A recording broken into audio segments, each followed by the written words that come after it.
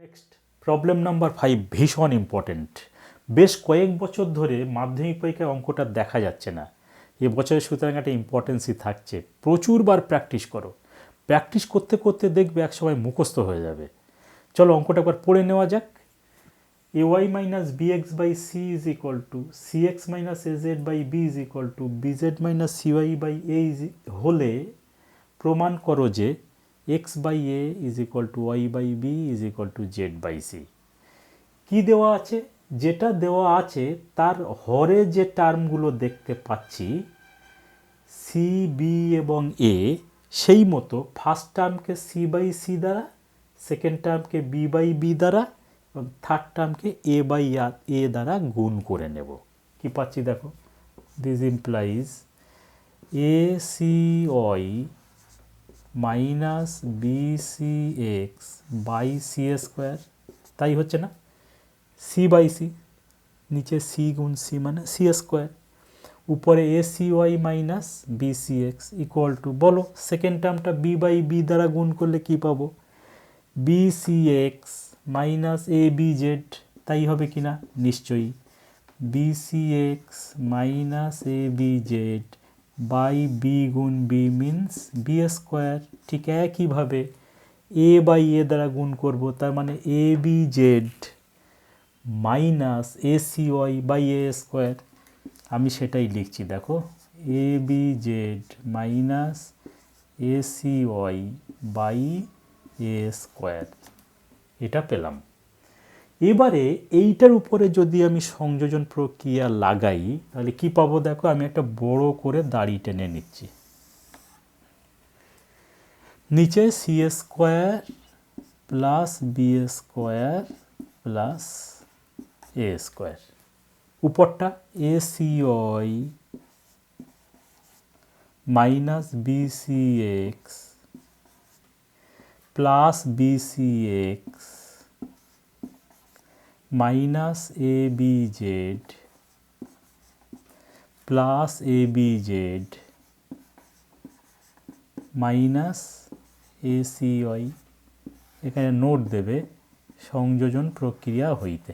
ঠিক লিখেছি না? দেখো তো, শুধু উপরের দেখে দেখে লবগুলোকে যোগ করেছি, নিচে হরগুলো যোগ করেছি। কি পেলাম?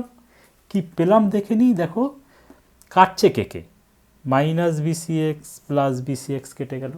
আর কি কেউ কাটছে? হ্যাঁ, plus A B Z minus A B Z কাটছে। আর কি কিছু কাটছে? হ্যাঁ, plus A C Y minus A C Y কাটছে। তাহলে উপরে কি কিছু থাকলো? Zero. Zero by C square plus B square plus A square. Zero এর সঙ্গে কিছু ভাগ মানেই জিরো। এবার আমাকে বলো তো, এই জিরোটা কাদের সঙ্গে সমান? এই জিরোটা নিশ্চয়ই এর সঙ্গে সমান, নিশ্চয়ই এর সঙ্গে সমান এবং এর সঙ্গে সমান। তাহলে আমি আবার সেপারেশন করে নেব, এটা ইজ ইকুয়াল টু জিরো, এটা ইজ ইকুয়াল টু জিরো, এটা ইজ ইকুয়াল টু জিরো। আমি সেটা করছি, দেখো। এখন A C Y minus B C X by C square is equal to zero. Cross multiplication now, C square into zero মানে C square, that means A C Y minus B C X is equal to zero.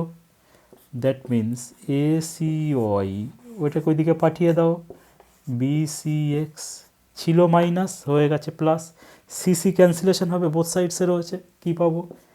A Y equal to B x.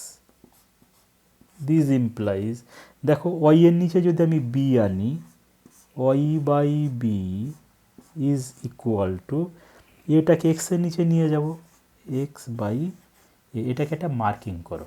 Late us say equation number 1। ওয়ানে কী পেলাম? ওয়ানে পেয়েছি X by A equal to Y by B. দেখো ইঙ্গিত দিচ্ছে, একটা part পেয়ে গেছে, X by A equal to Y by B. Second term থেকে কী পাবো? এটা থেকে কী পাবো দেখে নিই। দেখো আবার B C X minus A B Z by B square is equal to zero. Cross multiplication gives, এই দুজনকে কোনাকুনি গুণ করলে শূন্য হবে, 0 ইন্টু বি স্কোয়ার মিনস 0। তো কী পাচ্ছি দেখো, B C X minus A B Z is equal to 0। ওদিকে পাঠিয়ে দাও, B C X is equal to A B Z. দেখো বোথ সাইডসে বি রয়েছে, বি বি ক্যান্সেলেশন করো, ক্যান্সেলেশন করার পরে যেটা আছে সেটা লেখো, C X is equal to A Z. এক্সের নিচে একে তুলে আনো, এক্স বাই এ, জেডের নিচে সিকে তুলে নিয়ে যাও, Z by C. Letter C equation number 2। তাহলে এবারে দেখো, ইকুয়েশন নাম্বার 1-এ ছিল X by A equal to Y by B, equation number 2-তে পেয়েছি X by A equal to Z by C.